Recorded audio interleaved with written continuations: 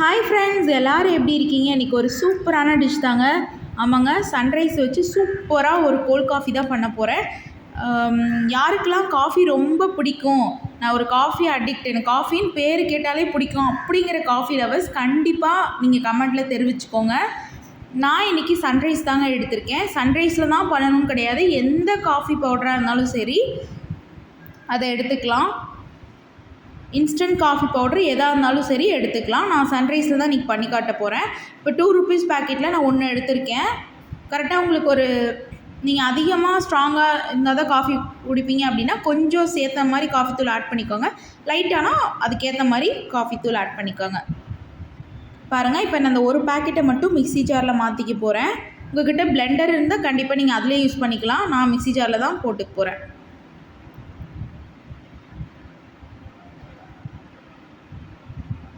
இந்த ஒரு பேக்கெட் ஃபுல்லாக போட்டேன். இது கூட நான் நாட்டு சர்க்கரை 2 ஸ்பூன் ஆட் பண்ணிக்க போகிறேன். நீங்கள் ஒயிட் சுகர் தான் ஆட் பண்ணுவீங்க அப்படின்னா கண்டிப்பாக ஒயிட் சுகரே போட்டுக்கலாம். நான் நாட்டு சர்க்கரை யூஸ் பண்ணால் நாட்டு சர்க்கரை 2 ஸ்பூன் ஆட் பண்ணிக்கிறேன்.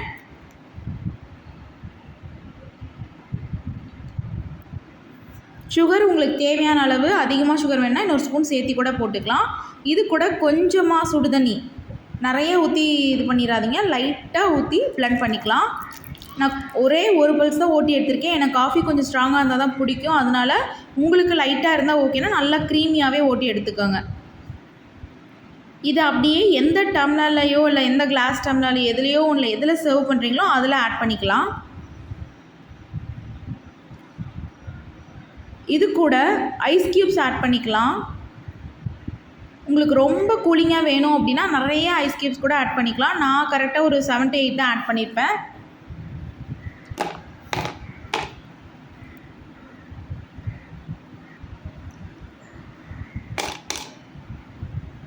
பாருங்கள், இது உங்களுக்கு இன்னும் ஐஸ் க்யூப் வேணும்னா கண்டிப்பாக ஆட் பண்ணிக்கலாம் கூலிங்காக.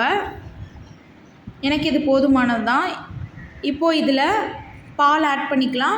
காய்ச்சின பாலோ காய்க்காத பாலோ டேரெக்டாக பேக்கெட்லேருந்து கூட நீங்கள் ஆட் பண்ணிக்கலாம். பட் பால் சூடு பண்ணி சூடாக ஆட் பண்ணிடாதீங்க, ஆற விட்டுட்டு ஆட் பண்ணிக்கோங்க.